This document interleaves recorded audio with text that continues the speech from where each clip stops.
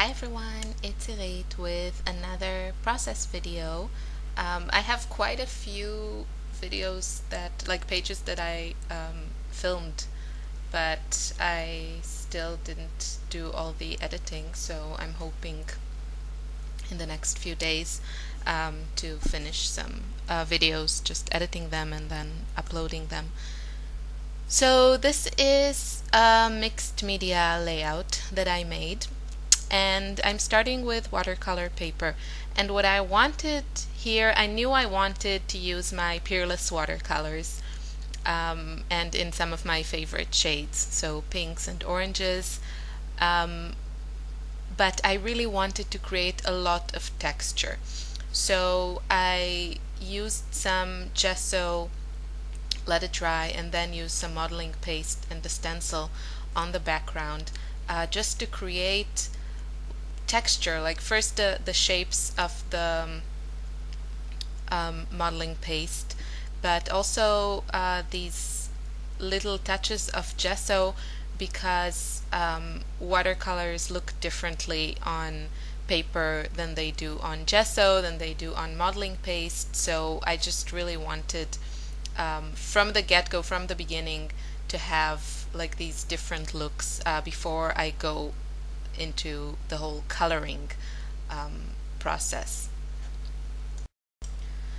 Just a little tip before I talk about the watercolors about gesso and modeling paste. If you want to get some, there are like a million brands, and you should get the one that works for you, that is available to you, and the price that is good for you. But I really recommend to start with a little tub or jar and not the big tubes. It's just, I bought the tubes also for gesso and the modeling paste because that was the cheapest one in my art supplies, like my local art supply store.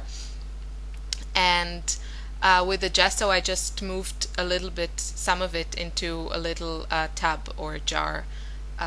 Actually I used an old like hair conditioning mask. So I washed it, of course, but it still has that nice smell. So my gesso always smells very nice. But I just think it's much more convenient to use out of a jar and not from a tube, and you can use exactly the amount you need, and not by accident just take out too much out of the tube and then you're done. You can't really put it back. So the next time I need modeling paste, I'm definitely gonna buy a tub or a jar. A tub, is that a word? I mean like a plastic jar with a lid, not a tube. That's what I mean. So then came the fun part, which is adding watercolor. This is always the part that I enjoy the most.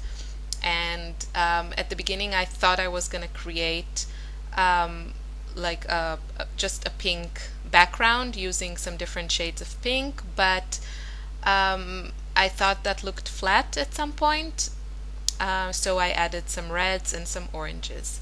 And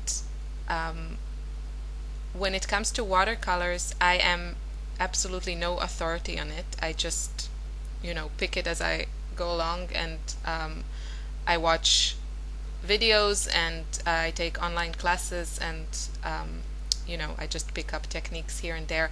I like, when I use watercolors to create a background, I always use watercolor paper for this type of backgrounds because it can hold up, like take all the water.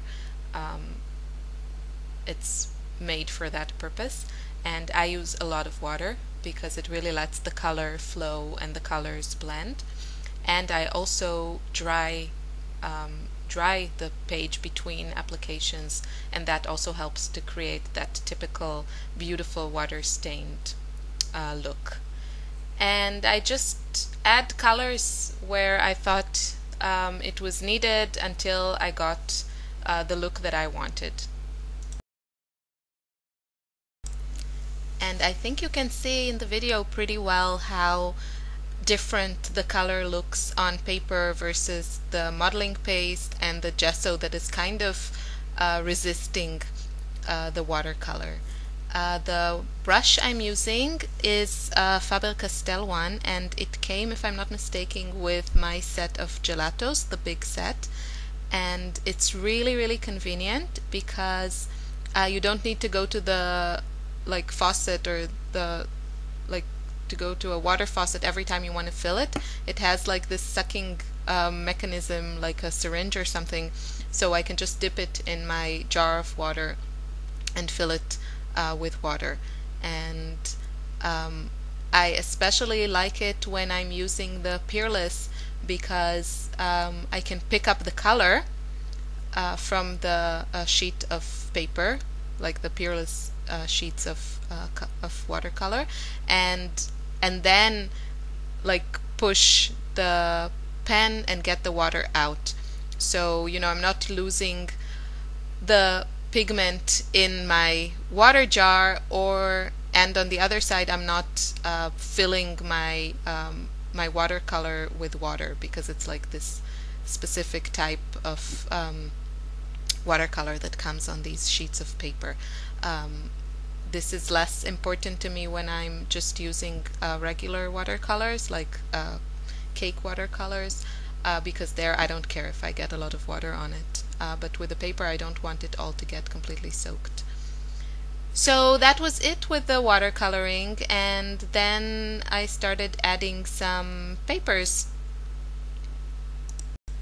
I'm not sure I explained myself so well with what I meant, why I like to use the this water brush with the Peerless watercolors, but I hope you understood. If not, then leave me a comment and I can try and do a better job next time. I chose papers from the Daydreamer 6x6 paper pads.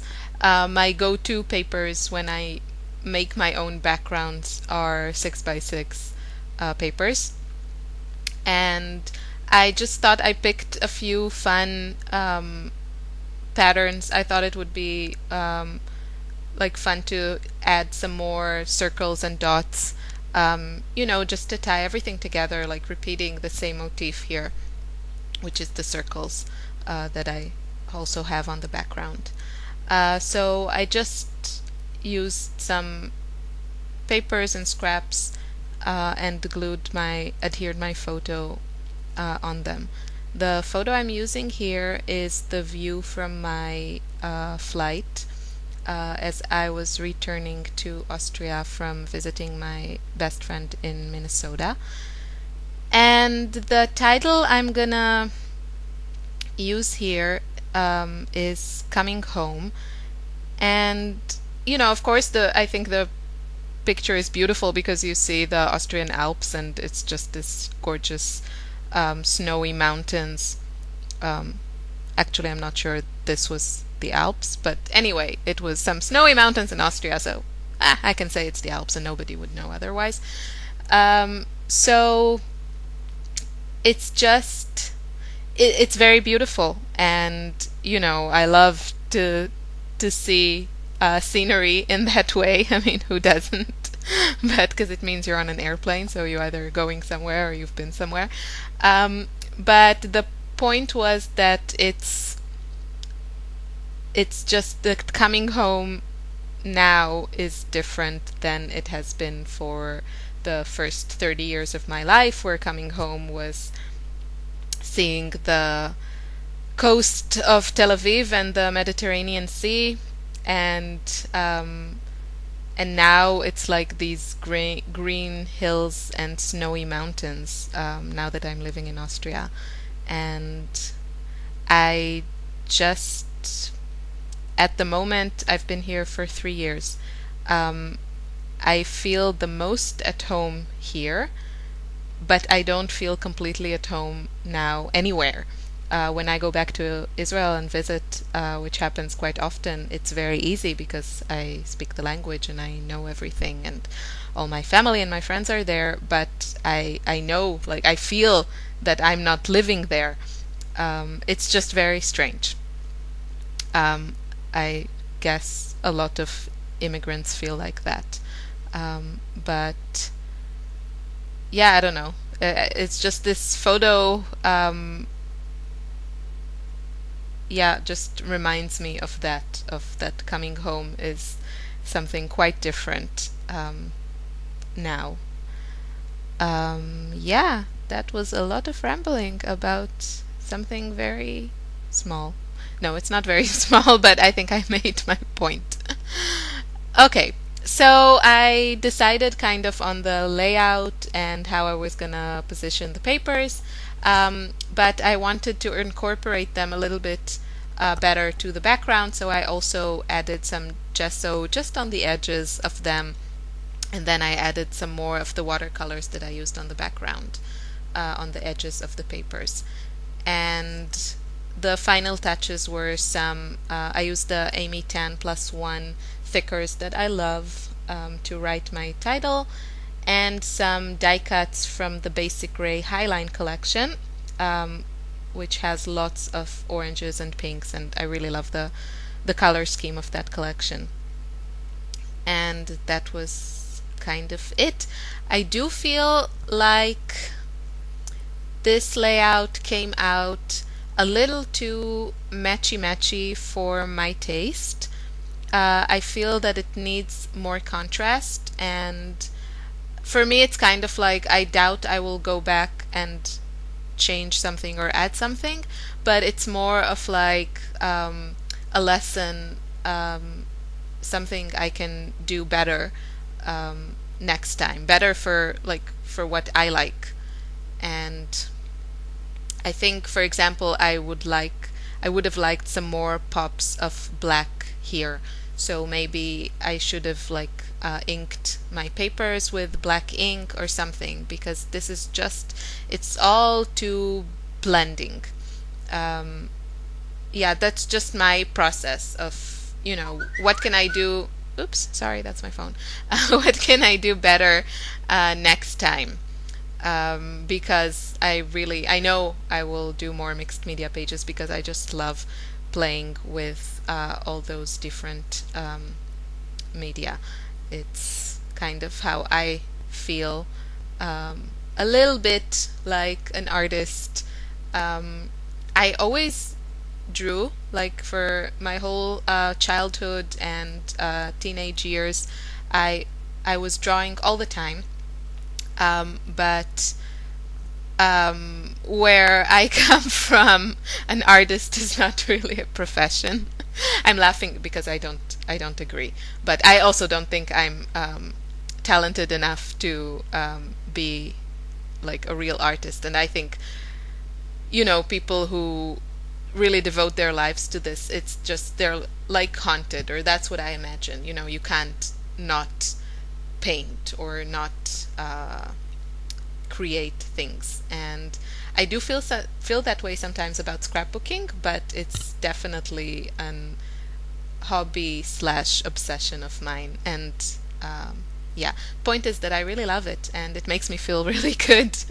And especially the mixed media pages. So that's the end of the video. I hope you enjoyed it. Have a great day. Bye.